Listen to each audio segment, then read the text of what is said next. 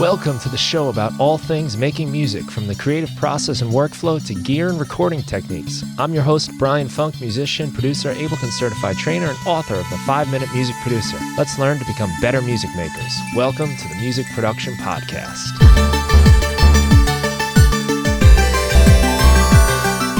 Today I'm speaking with Oscar Zambrano, a mastering engineer in New York City and chief engineer at Zampol Productions. Oscar's worked on music by Sting, Weezer, Harry Styles, The Shins, Kelly Clarkson, and many more. We talked about the process, the art, and the history of mastering. Oscar shared his philosophy behind how he approaches his work and some stories from his 20-plus year career. Please welcome Oscar Zambrano to the Music Production Podcast. All right, good to have you, Oscar. Thanks for having me, boy. Thanks. Yeah, your place looks great. You guys have done lots of really great records and mastering the stuff, making it sound nice and pretty for the finished product. Yeah, we've been lucky. It's been fun. Been very lucky. Mm-hmm. Really good projects. So yeah. Yeah, so you're involved with like the Spotify singles and that run of we're involved with I would say 80% of the Spotify singles, 90%. I'm not really sure how much stuff they do, but I would say most of the stuff we're fortunate to master. That started a couple years ago. So yeah, it's a nice, diverse um, types of music, different types of artists. So it's been super nice. Yeah.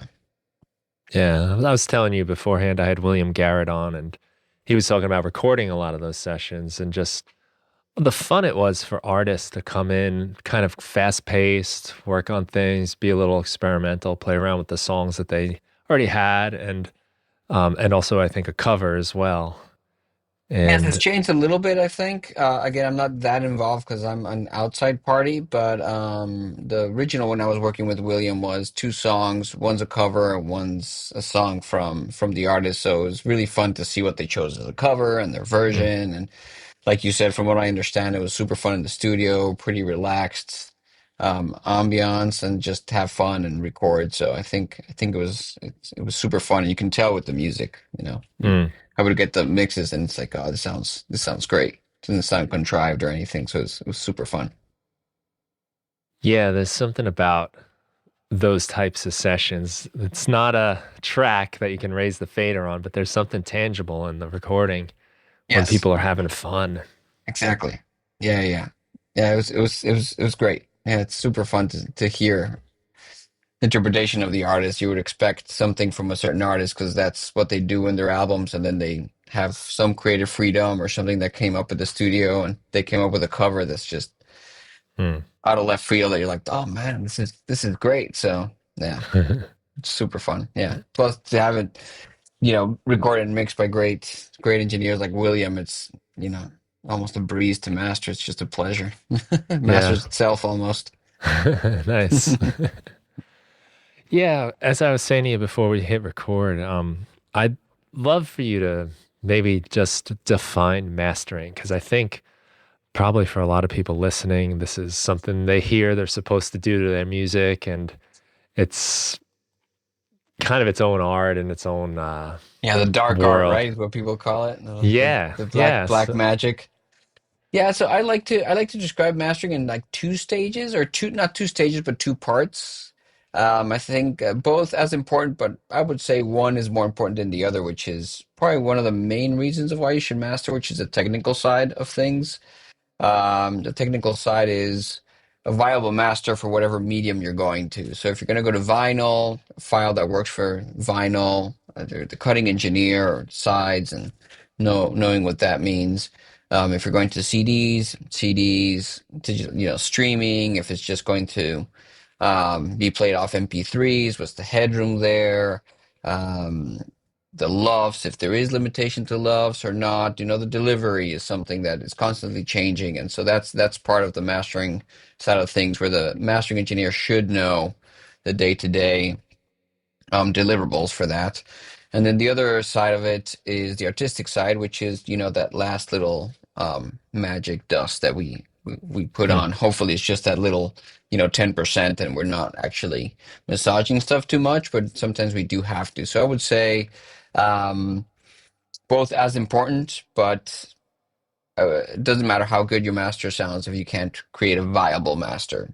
So that and QC, the quality control, just to make sure everything is correct, no clicks, no pops, right formats, nothing's out of phase, no, dropouts, especially nowadays people are just offline bouncing, they're tired of the song, let's just get it out there. And then Mm. there's a plugin that was the low end was soloed, and so it's, something was weird there. So I would say that's that's why you should master, and that's sort of explains a little bit what mastering is, as well as the last stage before duplication, right? And it's changed a little bit throughout history, but that's where it sits right now. Yeah.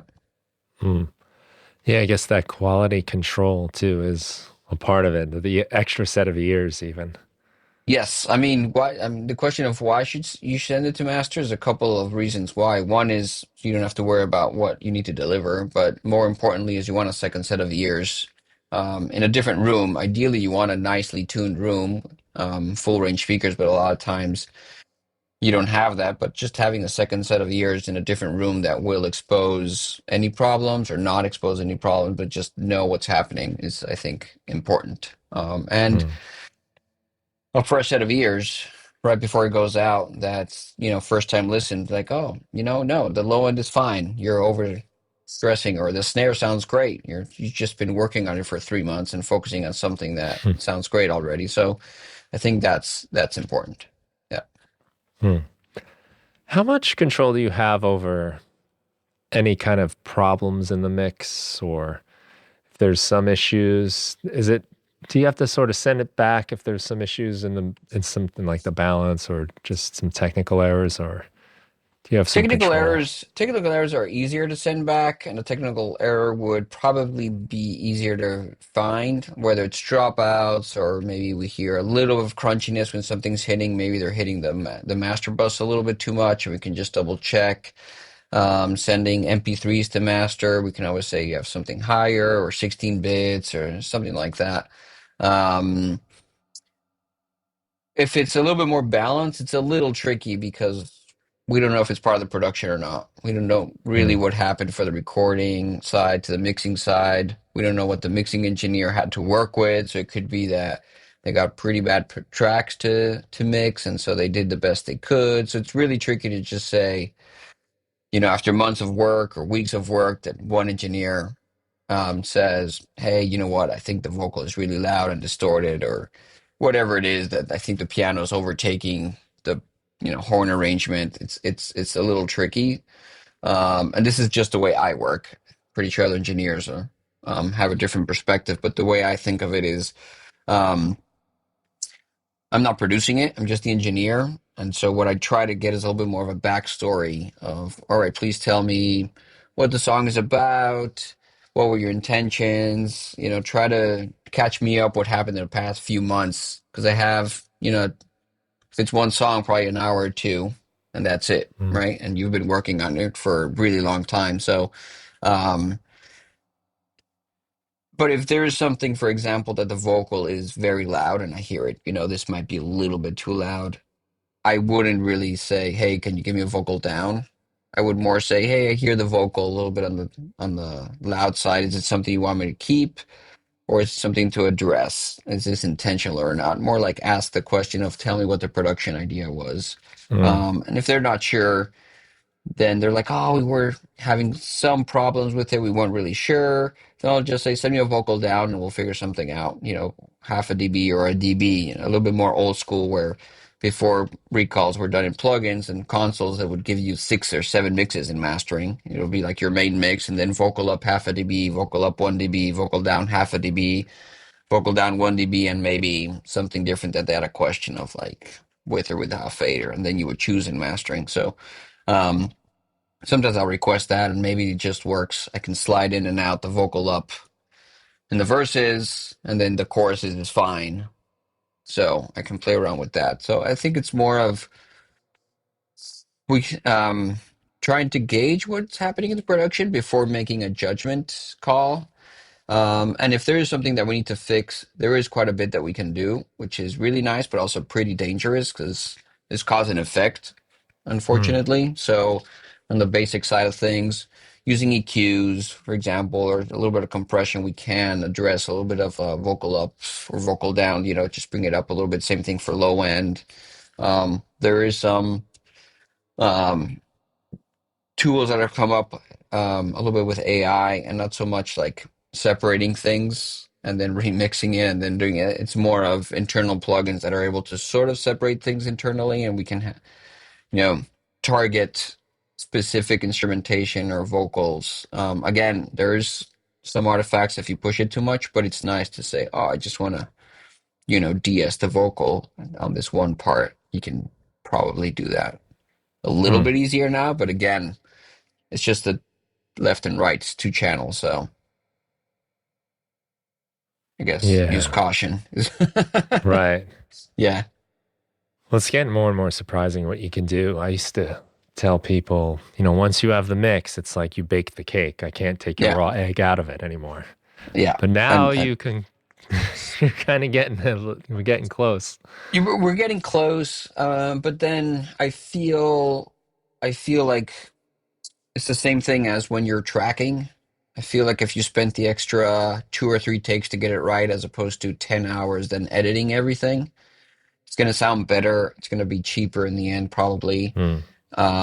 And you're not fixing things right off the bat, right? So if you record something and you're like, I'll fix it later, and now you spend 10 hours fixing something or however long it takes, and from the beginning, instead of just let's just mix it and see what happens, you're already fixing something, so you're playing catch up. So if you're always playing catch Right. up, then I feel like you're kind of, making the song or record not as great as it could be technically, right? Because a good song doesn't matter how, in my opinion, how it sounds. There's some songs that are amazing songs that just sound terrible and nobody notices, including engineers, because it's such a great Hmm. track. So, but technically wise, I think playing catch up is not ideal. So I think sort of future proofing things of like, you know what, we'll spend the extra hour in the studio to do it, or yes, it's going to cost us more in the mix, but then the mastering engineer is not like, massaging stuff, and then, we want more vocal or we want more snare. Some We can definitely do that, but then the vocal will come up, maybe some stuff in the guitars will come up. So now we're doing half and half as opposed to just give me a little bit more snare in the mix would have been half an Hmm. hour. So, but yeah, it's impressive what we can do. A lot of times the mix engineer can't do it, or there's a time constraint, and there's not much we can do, then yes, those tools really come in, and it's been extremely helpful. Yeah, with fast Hmm. turnarounds, especially. Yeah. So we want to get it right in the early stages as much as possible.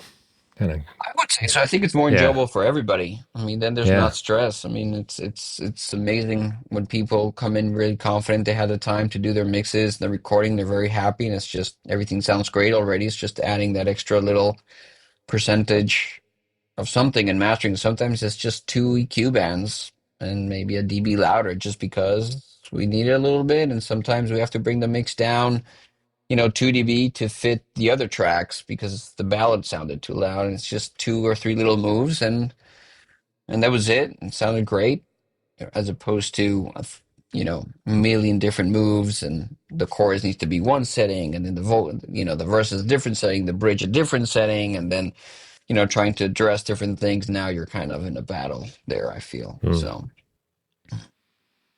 yeah. Yeah. I think when I first heard of mastering ever, like probably still a teenager, with going with my band to record an album. Then it was like, you have to get a master. We're like, what? What is that? Yeah. And our understanding was mostly like, it'll make it louder. So it sounds the same volume as your other Right. CDs in your, 6 disc CD Right. changer. Right. But I think that's maybe some of the thinking that got us into a little bit of trouble with some of the trends in mastering, right?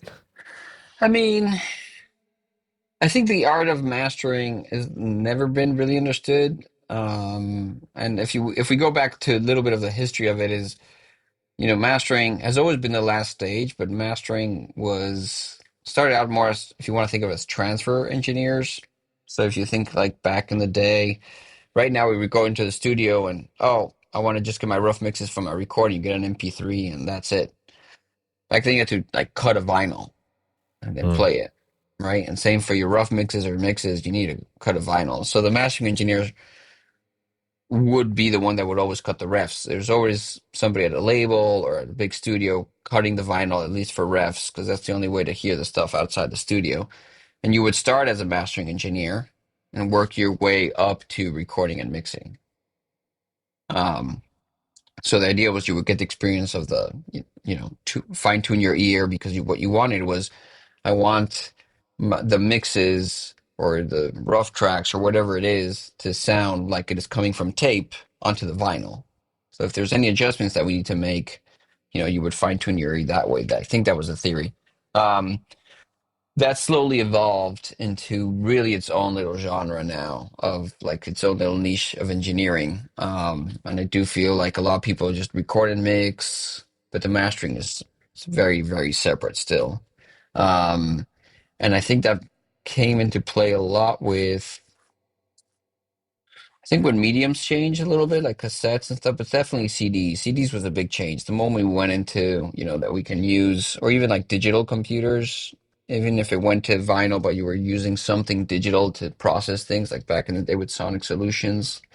Um, I think that started to create more what the mastering engineer is these days. And CDs, I think, made the big change because CDs were the first ones, I think.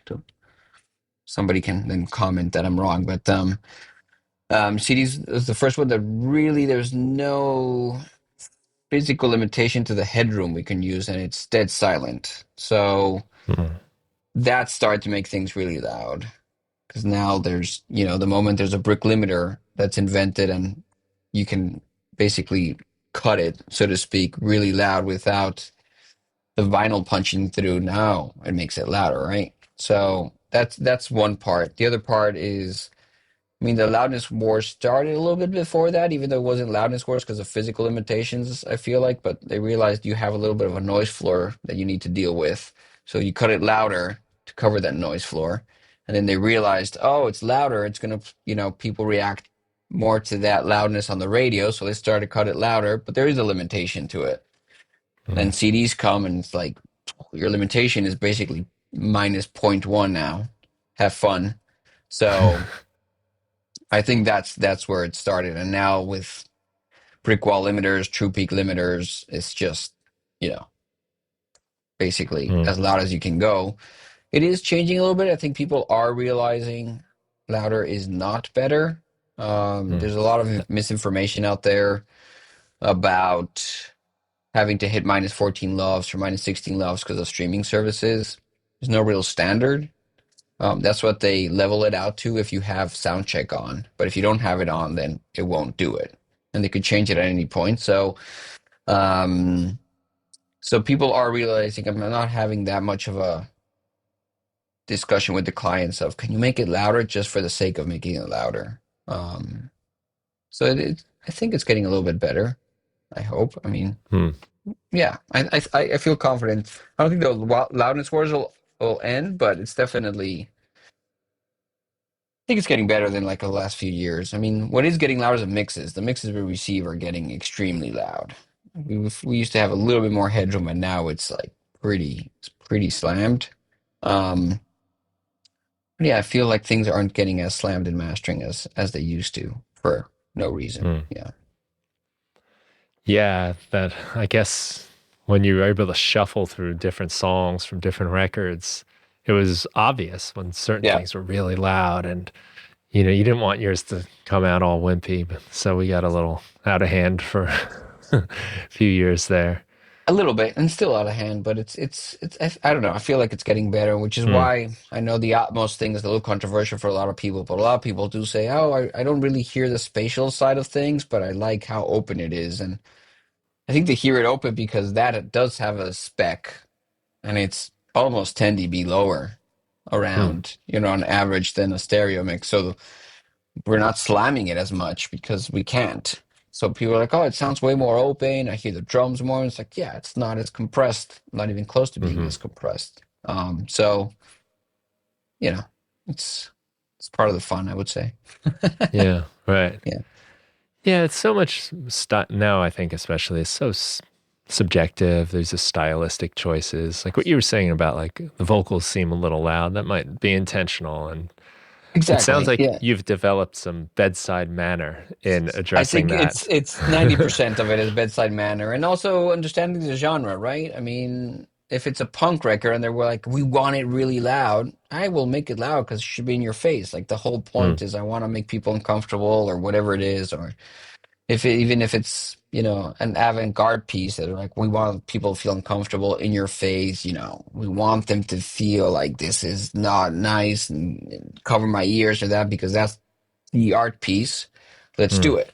I don't mind doing that at all. I think that's great. Um, but I think making it loud because my friends is loud or because this other artist has it louder isn't.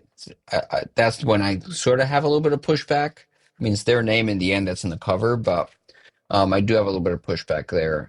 But it's definitely genre specific. A classical piece will not be as loud as a Hmm. punk record, for example, and I don't think I would make it that loud. It just doesn't sound good. But yeah, you have to understand, I think, the genre as well and where everything sits. So, I think I read that on your site somewhere. Louder isn't better, or oh, that something was a along little those thing we lines. had. Yeah, yeah, yeah. That Yeah. was a little thing I had, and I just added the little logo there, and people reached out like, "Is this an initiative?" I was like, "Not really. It's just it's a little thing of it's not always Yeah. better. Sometimes it Right. is, but it's not always better." Yeah. Yeah. Bit of a choice, I guess. And so I guess there is a lot of conversation before you actually start the work just to get a sense of what people are looking for. I try to. I try to like sometimes you just don't get the chance or it's just via email. But I always try to at least understand what's happening. And if I do have any questions, I might hold off on mastering and just sort of wait for an email, see if I can do a quick call with them just to understand what's happening. Especially if it's an album, because even sequencing, Hmm. I spend a lot of time with the spacings between tracks. So I want to understand what is it something that they thought about or they didn't. So I try, and that's why I also encourage for the artists or producers or somebody of the project to come attend the session. Um, Hmm. so they can come at the beginning, in the middle, at the end. But it's, for a couple of reasons. One is I get to meet them. Two is I'll spend a little bit of time sort of discussing the project and sort of understanding the whole idea that they had behind it. Um, and three is the first time they get to hear the finished product in a nice sounding room.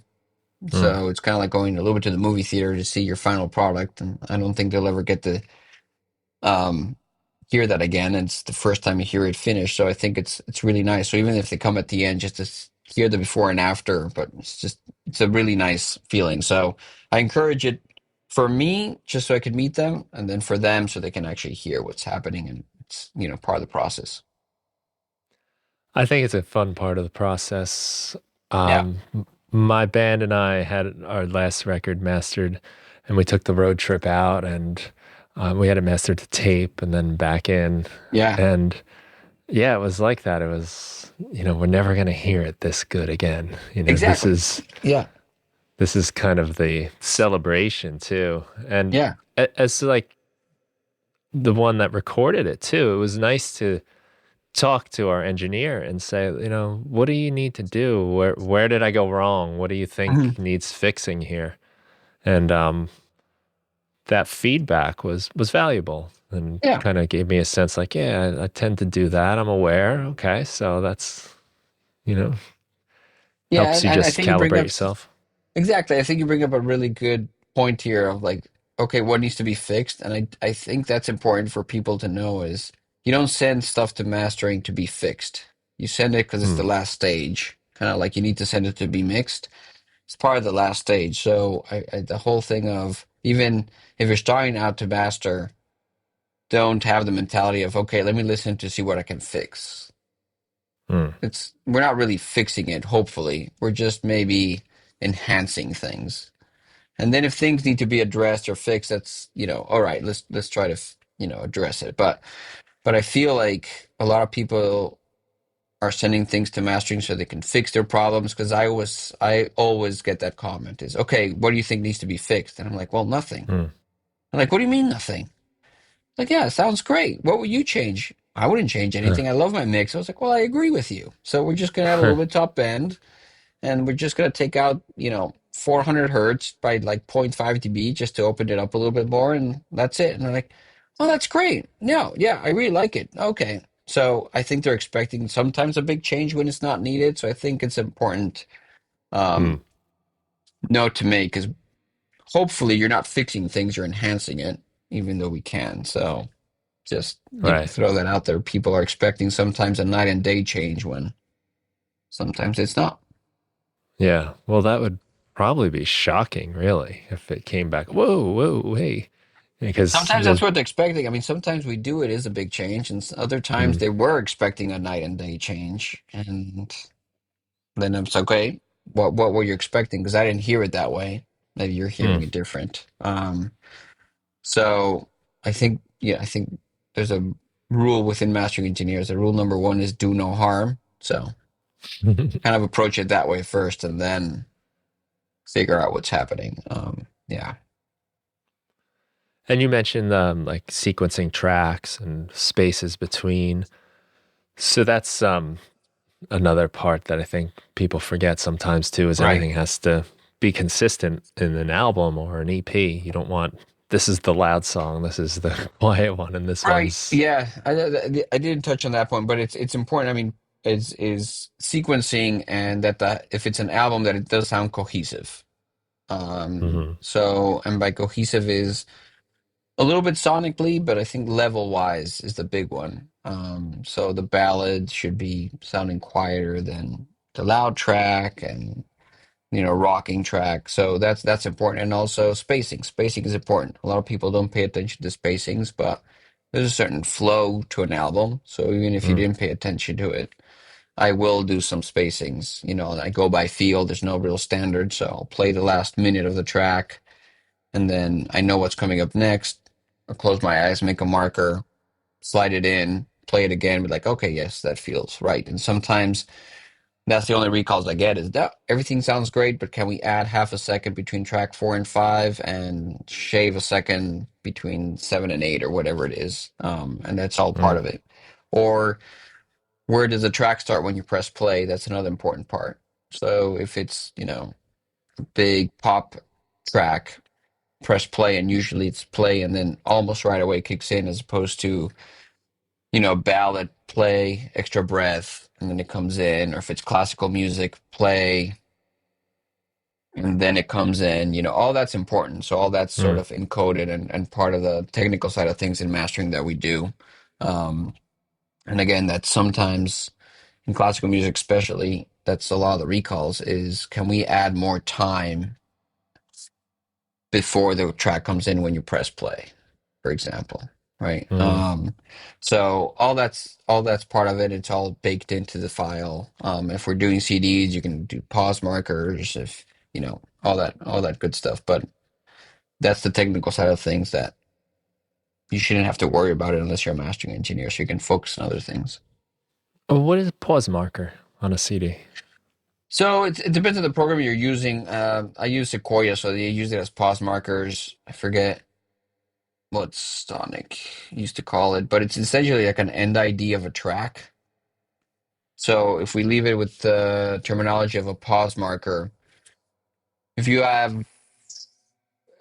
let's just say a live album is the easiest to explain, and you have track one and track two, and it's a continuous album essentially because it's live, Mm.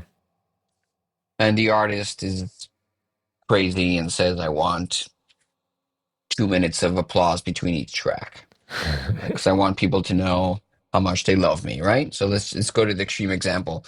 So the track ends, and then you have 2 minutes of applause, and then the next track comes in, right? In a pause marker, and this really only works with CDs. You can't really do this on digital platforms. It's only for CDs. The pause marker is only for CDs. When the track ends, you would add a pause marker that marks the end of the track, and then between the pause marker and the start ID of track two, it's kind of like no man's land. Mm. The only way to listen to that is if you listen straight through. But if you have it in shuffle mode, it stops here and then it goes to the next track. So if you pop Right. in a CD, I don't know if you've seen the -5, Yeah, -4, negative -3. numbers. Yeah. That's the now it's counting down the pause marker. Or a lot of the time that's where we put hidden tracks.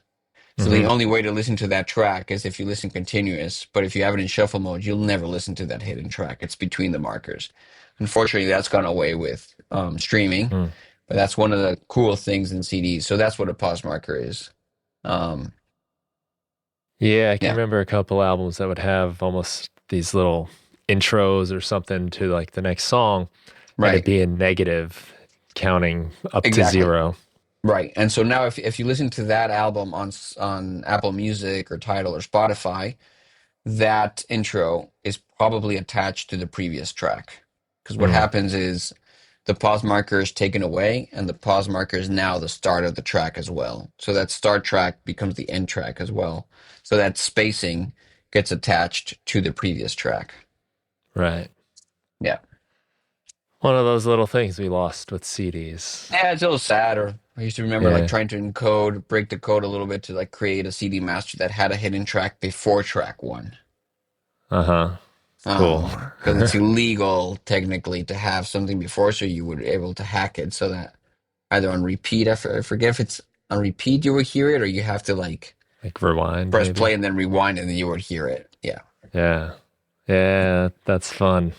Yeah. I was lamenting another thing that we lost with CDs was just the art on the CD. I was flipping through one of those photo album books that I have of my old CDs, and Yeah. memory lane, like I remember them. I remember what my friends' books look like, all their albums, and some of that art. I'm like, oh man, like I know. we don't have that anymore. We don't, which Discard. is why part of the reason I think vinyl is coming back. Hmm. I think there was a study and I forget the numbers, but a lot of people, a lot of the young listeners don't have vinyl players, but they still buy the vinyl. And I think it's Mm. because something tangible to hold and you get the artwork and the credits and everything. So, right, Yeah. that's part of the reason why I think I would say 50 or 60% of the stuff I master goes to vinyl. It's quite Mm. a bit. Yeah, you get that immersive experience of Yeah. looking in. I mean, I remember that was like sometimes all you ever had of the band or the Yeah. artist that you were listening to. You didn't have the internet to go and search them up or anything or their Instagram, and you would just Yeah. comb over these things and try to make out what these abstract pictures were. Exactly.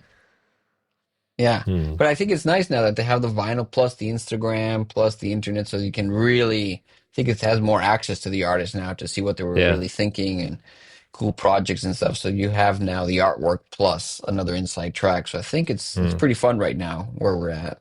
Yeah. Yeah, you get a lot of insight into the behind the scenes, Yeah. things like that. Yeah, there's a lot of opportunity for that. It's a great way to think about it, I guess, too, because I know a lot of people that make music are like, oh, I gotta be a social media person, I gotta be this. And it's like, well, it's part of the art. If you look at it that way, I feel like have fun with it. yeah, I feel like we're always going to complain about something. I was talking to somebody about it, and before I used to have a band way back when, and our complaint was always, "Oh, we can't get distribution, we can't get into Tower Records. How are we going to do? We just made 1,000 CDs that cost us an arm and a leg, and we had to do the artwork. It was really expensive to do. It's not like disc makers wasn't around, none of that stuff. It was a big deal."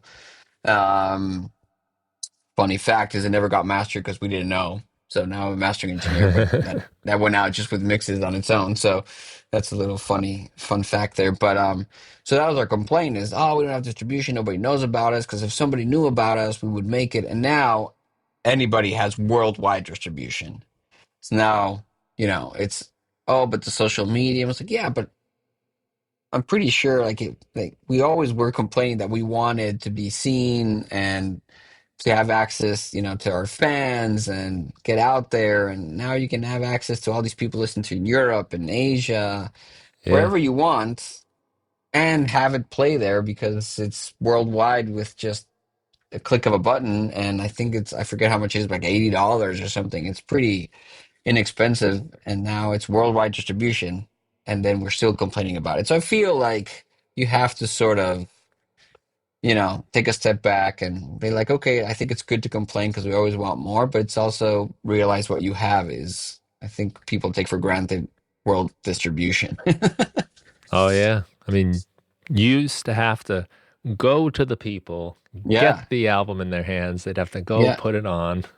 exactly. Yeah, yeah, yeah. And then send the records if you got lucky to the record store on consignment, Yeah, and then they would send it right. back, but they would put it in the back of the store, and then nobody would see it. And they promised you they would put it up front, and now you're just up there. Yes, we want to be on playlist, but you have it in the same platform that everybody else has. It's Mm. just promoting it. So I think, it's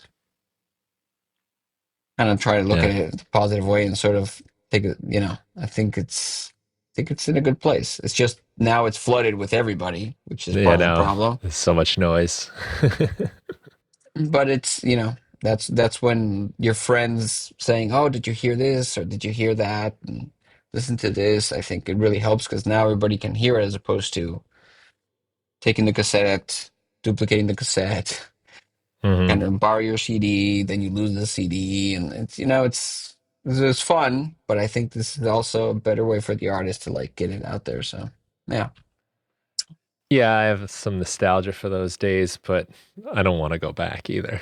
It was some fun yeah, moments. I got some fun like burnt CDs and my yeah, tapes that are like people's albums, but exactly. it is a lot easier now.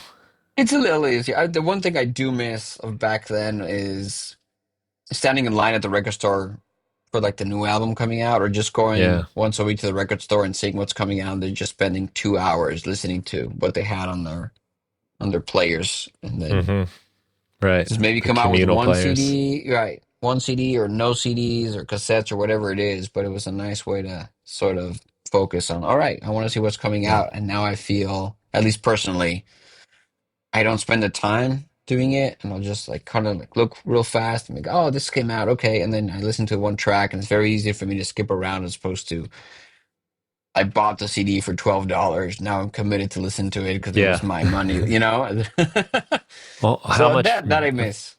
how much of my favorite music had to grow on me at that Yeah, time too, exactly. where I don't know that I give things that chance anymore. I just move on to the next infinite I collection of know, I songs. know. It's just, yeah, yeah, yeah, yeah. So I try. I think of these and then these things, and then I try to be like, okay, if this was back in the day, I would actually give it a chance and sit down and, all right, let's just try to scroll through what's happening these days and Hmm. um, sort of pick and choose and come up with a playlist for that week, and I will try to listen to it on my walk to work and just be like, okay, this was good, and yeah, Hmm.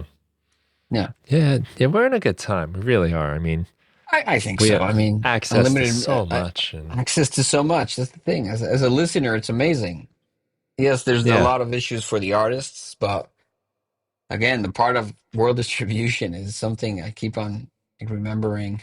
Well, I mean, if it was back in those days as well, I mean, I'm not getting into the studio very often because it costs an arm and a leg. And now you can do that, sitting in your bed. You can be Yeah, composing tracks and exactly. Which has its good and its bad, but it gives a chance to a lot of people that didn't have the chance before, and maybe. So yeah. yeah, I just think it takes one speed or speed bump out, two speed bumps out. So yeah. Hmm. Do But you send it to me mind? mastered. Yes.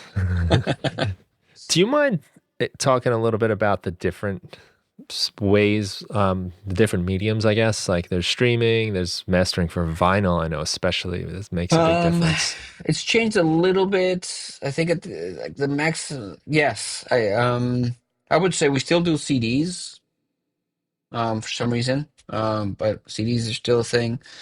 So I would say CDs, digital distribution, for streaming, and vinyl, I think were the main ones. It used to be also mastered for iTunes or Apple Digital Music. That's how they Hmm. call it. I think Digital Masters, Apple Digital Masters, is what they call it now. That was a separate format as well. Um, but I would say the three main ones right now are digital distribution, which means high res, 24-bit at this point. I think 80%, 90% of the aggregators, DistroKid, TuneCore, Orchard, all those will take a high res, at least up to the 96K. I think some of them might take up to 192, but at least 96K 24-bit. CDs would be a DDP 4416. So you make a DDP, which then they would go into glass master, and then vinyl. And the vinyl is a little tricky because depends on what the artist is doing. I handle it a little bit differently than maybe some engineers do, but I ask, why are they doing the vinyl, and if they want to spend the money, do it right or not. And Mm. the answers are always valid. It's just I need to know the intentions, and it's mostly a financial thing for them. So if they're saying, "Oh, it's just a product to put out," we care how it sounds, but um, we care how it sounds, but um,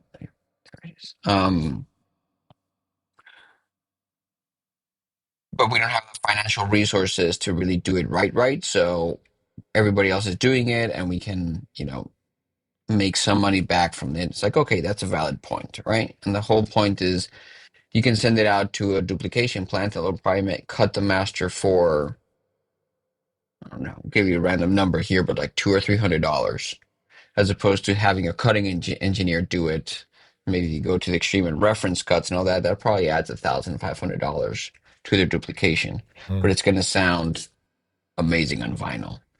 So um, all valid points. It's just if it's not going to be an actual cutting engineer that I'm going to be speaking to, then I will make some adjustments, not crazy adjustments, because I feel to make crazy adjustments, you would have to do a cutting test and then see how it comes out. Sometimes you don't need to do too much. Um, but if it is going to vinyl and I know it's going to vinyl and it's a loud record, I want it pretty loud. I'll set my gain staging in a way where I can print two masters at the same time, and so one is right before like a couple of my limiters or compression, so it has way more headroom and it's not as slammed. Um, and then that one I might make some adjustments, double check it to see if there's a lot of S's or the hi-hats. I might address that a little bit. And this again is if they're not going to a cutting engineer, if they're just going to the duplication plant, or Mm. if it's electronic music or something is happening where the low end is stereo or out of phase. Maybe I have to like, bring it in a little bit so that the needle doesn't pop in and out. And also taking Mm. into consideration how long the sides are. If it's 12-minute sides or 15-minute sides, might cut it a little bit louder. But if it's 20-minute sides, it's a rock album. We have to really bring the volume down. Mm. So It's just not physical space, right? Just correct. in the Phys- grooves. Mm. Correct. Yeah. So the louder you want it, the more space it takes to a Mm. certain degree. Okay. So, and also like very out of phase, if you want to call it low end, doesn't cut well or won't cut because the needle goes out. So, a lot of people, the default is I'm going to make 100 hertz and below mono, put a DSR on and drop it 6 dB.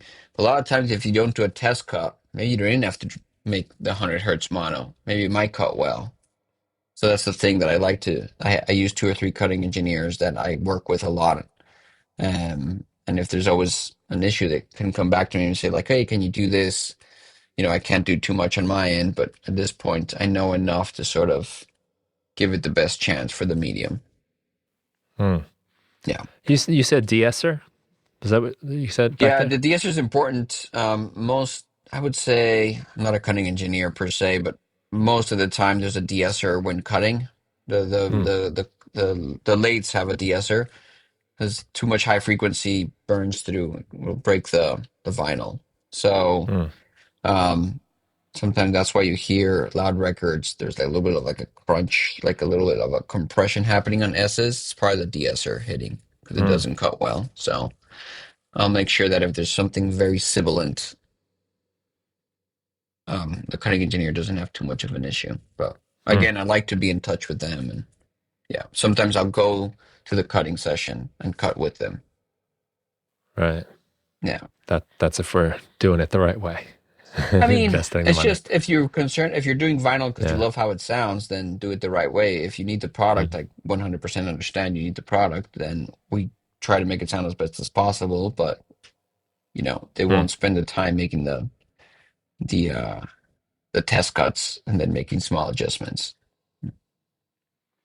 It's Well, going to here's sound another reason. 80%, right? It's going to sound Yeah, fine. It's going to sound at 80%, but it won't sound 100% of the meaning, but it's going to sound fine. yeah, So yeah. yeah. And I was just gonna say this is another thing to be thankful for that we have the Yeah. digital mediums a little bit easier to work with, and Yeah. No don't have noise. to. Yeah, yeah. Which is funny because I'm constantly injecting noise into recordings now just to Yeah. bring back all the problems I used to fight against, I whether know. it We miss it was now. yeah, whether things were too sloppy, I can't play drums right. Now everything's too quantized. So I'm Yeah. I agree. re-injecting all that humanity to what I do. Yeah. Final Yeah. Yeah. Yeah. crackle in the mix. Exactly. Yeah. It's funny with the vinyl crackle. There's an album I just did that had vinyl crackle effects throughout. And I requested them a separate mix without vinyl crackle because I was going to vinyl and I was like, we can't add vinyl crackle to the Right. vinyl. This is Yeah, not going to bode well. yeah. So, yeah, It's gonna come out all weird. yeah, That's pretty funny. yeah, But it's yeah, it's amazing just how far that's come and that we can do it. I think even like now records you get away with a lot more than you used to as far as like bass and stuff like that. for the vinyl. For vinyl, yeah. I think so. Again, I'm not a cutting engineer, so I'm not an expert that much. I know Mm. enough to get myself into trouble, I would say. Um, But I mean, yes, you can probably now get away with it a little bit more, but there is a physical limitation. So the big thing is probably level. It's going to be cut lower in Mm. volume, which now brings up the noise floor. But there's some great sounding loud records and it sounds great. So Mm. um yeah, I mean that's as much as I know. Again, I get myself more into trouble than not. So that's why I rely on the Yeah. cutting engineers. I'm guessing you're using like a mix of hardware and software stuff when you master.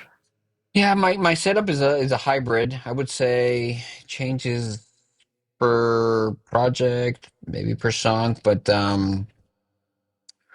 I would say 75% of the time I'm in hybrid mode, so I'll use some plugins and then the plugins I use are mostly more for like cleanup, a little bit of sound, and then the hardware is more of a coloring thing, more Mm. of the broad strokes, and then I bring it back in to print from that.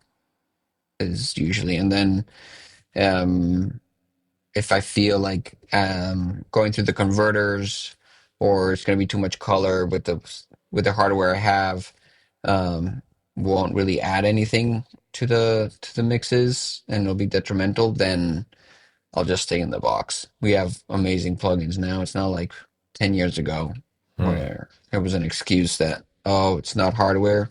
Plugins are fantastic now, and I feel like they're just I won't say on par, but almost on par. I think you would choose to go out of the box versus in the box because it's a different sound as opposed to quality. It's Right. the same thing of why you would choose this mic over this other mic. I think it's the same thing. That's where we're at right now. Mm. So yeah, I might get to a final sound faster because I like to tweak the knobs in another rig well enough. But I think everything in the box right now is we're in a really good place right now, plugin wise. Do you have any go-tos, any favorites, plugin wise? Depends on the month. I usually discover some few things, but right now, so for plugins, I use a lot of the isotope ozone stuff. 10 and 11 are great. The maximizer, I really like. I like the maximizer. I think I'm mostly also used to the sound it does with the different variations. So I know what it does, so it's very easy for me to achieve something using the maximizer.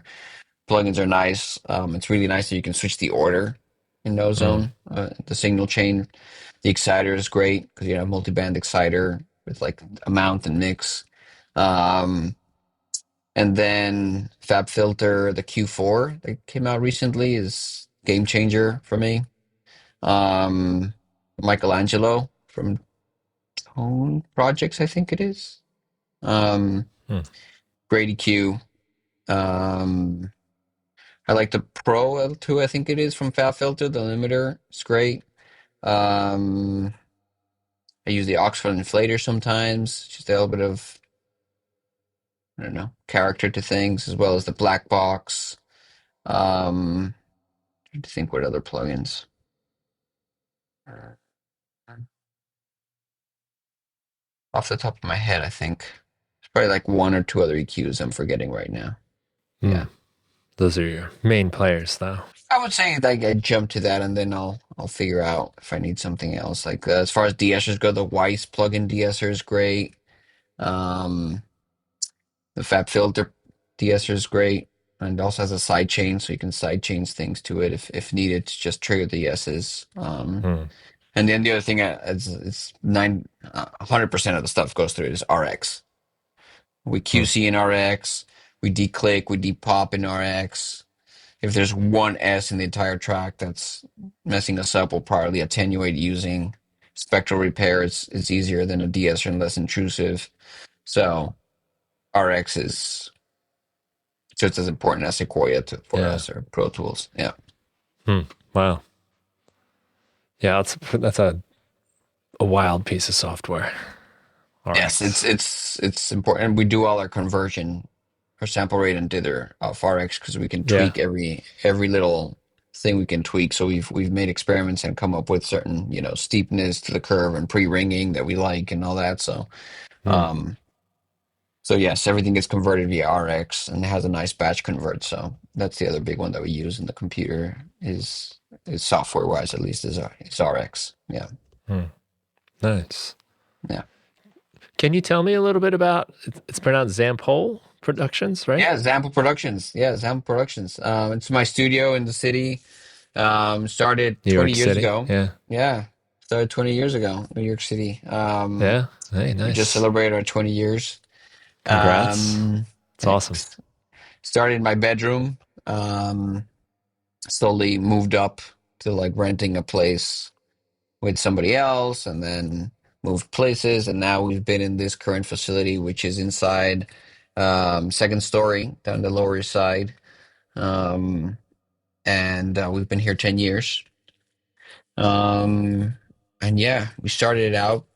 I mean, I started out with a good friend of mine from college just because I was working in New York as a general assistant cleaning bathrooms at the studio called Sound on Sound, and my visa got denied. And so I had to go back to Mexico and kind of wasn't ready to go back yet. So I went back to Mexico for a few months, and then I came back and applied for I think we call it an artist visa. And then um, to prove I was doing something, we started like this little company on paper, and I had enough Hmm. freelance gigs to sort of pay rent sometimes, and just started just to do something. And somehow, 20 years later, we're still here with like a bigger facility and doing lots of records. So yeah, that's how it started. It's productions because back then, if the phone rang, we said yes. So, oh, do you do sound effects for films? Yes. Hmm. Do you produce out? Yes. It was like, yes, I need any gig possible. But mastering was always like something that I was doing. So catered that I 90% mastering now, 85% mastering, quite a bit of Atmos. So we'll throw the Atmos in, but we don't do that much post-production anymore or that. It's just more of that. But that's why it's Zample Productions as opposed to Zample Mastering is we started Hmm. as on the website, yes to everything. We do it all just Yeah. because we needed the gigs. I hear that a lot from people. Yeah. Like, yeah, Yeah. oh yeah, we do that. No, how do we do that? Yeah, yeah, That's when yeah, you yeah. figure it out. It was a lot of yes, say yes and then figure it out later Yeah. situations. But yeah, unfortunately it's worked out and mastering has always been part of it. So yeah. Hmm. There's something about that when you're under the fire and it's like you've got the job and you've got to make it work. You gotta make it work and you gotta make Yeah. them happy because it's a very small world. Hmm. So people will talk, so you better not mess it up. So it's definitely Yeah. it was good. It's a good learning curve and stuff. So yeah. So that's a little bit about Sample. Yeah. That's cool.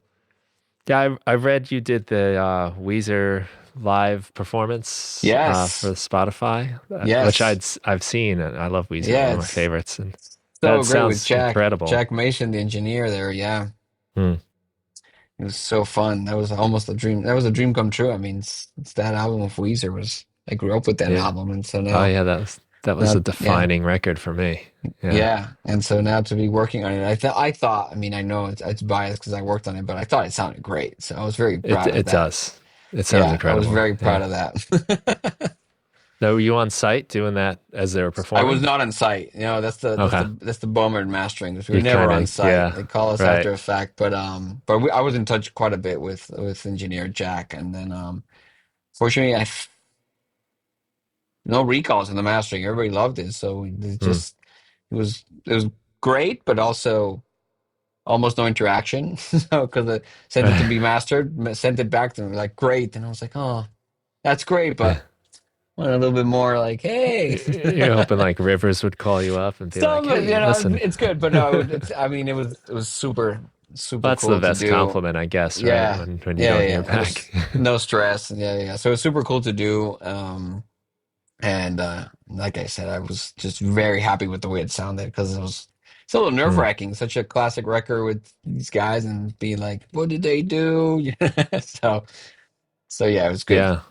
Yeah, Yeah, I'm like that about it too. I think if it was played around with too much, yeah, it's just so imprinted in my musical DNA, yeah. that stuff. So, but it came out great, and it's really cool to hear some of the talking in between, and Exactly. Yeah, yeah, yeah. a little bit of the Yeah, a little bit. storytelling. Exactly, which was super fun. So plus I can't believe so much time had passed. I was like, oh my God, I Yeah, can't right. believe it. Yeah, and I How? was like just becoming a teenager at that point. I know. I was like, where did the time go? I know. Yeah, Yeah, so but yeah, that was a cool project to work on. Yeah. yeah. I mean, you've got the list of people and artists you've worked with is pretty wild. I mean, it's almost like a who's who Oh, of thanks. Yeah, again, we've been super lucky. It's been fun. You know, I'd like to say it's better than having a real job. So, you know, yeah. it's good. Yeah, we've been lucky, and I really like that it's been a span of genres. You know, we'll do some Hmm. Corners Quartet with Steve Reich to like Broadway shows to um, mariachi music with the big Alejandro Fernandez who just got a Grammy to Weezer. It's great jazz records. We did Esperanza Spalding, some stuff for Samara Joy. So it's been really nice to sort of have it so all over the place in a good way. Yeah. Hmm. Well, you said real job, not having a real job, or better than a real job, but I will It's a job. point It's out definitely a to job and it's everybody long. it's 6 p.m. now, and you said you started at 7 a.m. this Yeah. morning. So, Yeah, yeah, yeah. No, it's a yeah, real job, but I mean, it's hard to. I was telling somebody it's hard to yeah, call it a real job when you get paid to listen to music, you know? yeah, It's long, stressful hours, but it's I don't know. It's listening to music on great speakers. Unfortunately, good music, so it's good. It's hard work, it's long hours, but it's good. yeah. Yeah. Was there a particular assignment or job that you got, maybe going back a little bit, where you're like, oh my God, like this is pretty wild. We're working on this record for whoever. Anything stick out for you like that? There's a couple. I think it's more, I mean, it happens quite a Like bit. maybe in I the mean, I early days when it's like, holy crap, how did we're Yeah, it doing? happens. I mean, I'm one of those that still I'll buy most, not most, but like if I see the CD or a vinyl that I worked on, I'll buy it because I still get super excited and giddy to see my name Yeah. on there. And I'll Yeah. text it to my mom, and my mom's like, "Yes, Oscar, we know, like it's great, congrats." And I was like, "It's so exciting, you know, my name's on the cover, you know, or on the back of the liner notes." It's that's I still gets me Yeah. like, very excited. Yeah, But I that's guess badass. a big one is starting out. It's like 3 or 4 months into general GAing at Sound on Sound. Um, there was this album by Mark Anthony, which became huge. And it's a salsa album, Valió la Pena. And Hmm. the engineer that was coming in um, wanted a Spanish speaking assistant. Now you have to keep in mind that the hierarchy was Sound on Sound was maybe one engineer, but it's assistants and then general assistants. And the general assistants essentially clean the bathrooms and got coffee and make sure everything ran right. The assistants were the assistants in the session, and if it was a big session or the GAs were done with their job, they could maybe sit in the background to watch sessions so you can slowly move up the ladder. And it would take 6 months or 3 years, depending on somebody needed to leave for the whole thing to shift.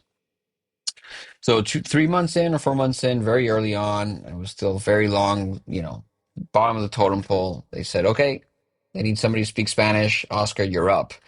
And they told me it was a mixing gig.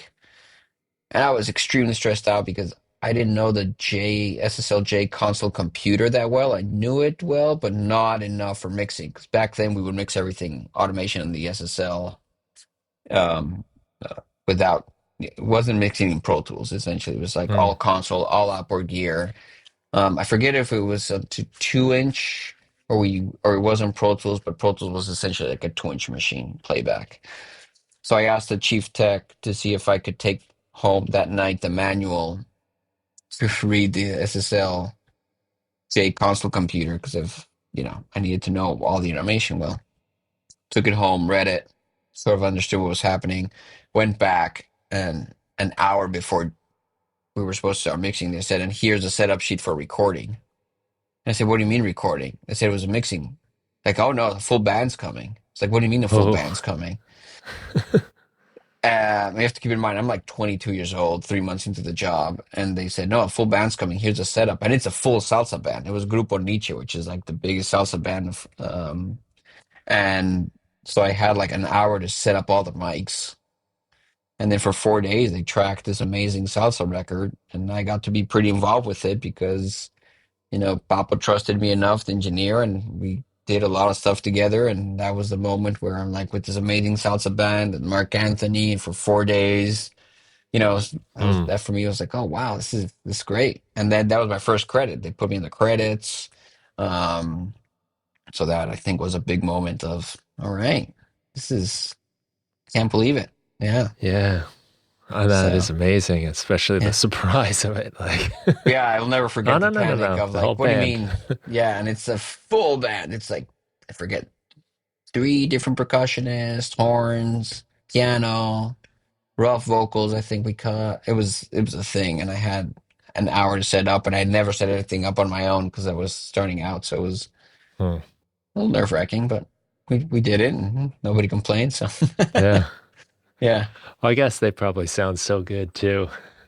I Right mean, off yeah, the. you can put I mean, not to degrade the engineering side of that engineer because he was a great engineer, but it's definitely you put a BZM in the Yeah. ceiling and it probably sounds amazing. Yeah.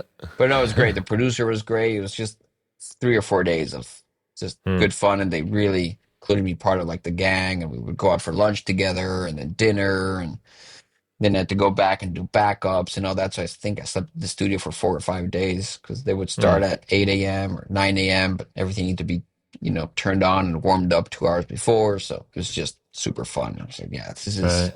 this is why we're doing it. It was great. Yeah. Yeah. And a little trial by fire for you. A little bit. It was Yeah. fun. Yeah, yeah. That's awesome. Yeah. So I would say that was like one of the big ones that I remember. There's been a couple more, but that was one of the big ones that, yeah. So I'm guessing if you were to give somebody advice, you'd say, say yes, go for it, and just I would do your say best. yes. Yeah. Work Say hard. yes, go for it. And no matter what happens, you've said yes to the gig, finish it. No matter what Hmm. happens.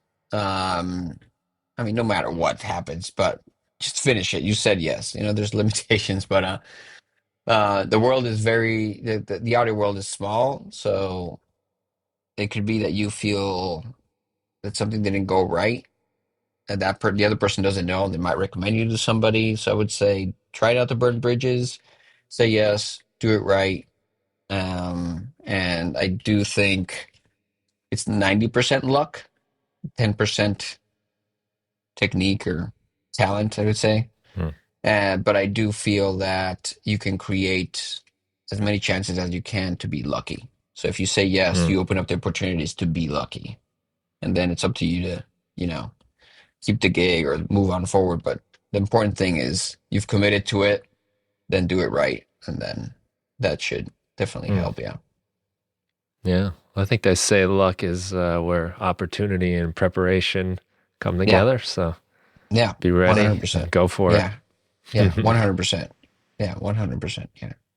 Yeah. That's It's pretty it's cool. definitely luck, but right place, right time. But you can create as many opportunities of that as possible. So Hmm. yeah, It's an awesome story. it's super fun. I know I know we're kind of near our time, so I don't want to keep you too much No, longer, no, but no worries. Yeah, yeah. we can send people to like Yeah, zampolproductions.com. ZampleProductions.com. If you're in New York, hit me up. Let's Hmm. hang. I'm always up for hanging. Yeah, I might have to drop by one day and see what's Yeah, going yeah. on over there. I'm Yeah, not it's a too nice far space. from We have you. a nice live room, and we're doing a lot of Atmos. We have a nice Atmos setup, so both mixing and mastering. So yeah, It's it's, awesome. it's it's a cool little place. Yeah. Hmm. Um, Well, yeah. I wish you continued success, and thanks so much Thanks. for Yeah, thanks. taking the time to talk. And Yeah, for sure. Thanks for this. This was super fun. yeah, absolutely. And Yeah. thank you, listeners. We appreciate you being here. Yeah. Thanks, everybody.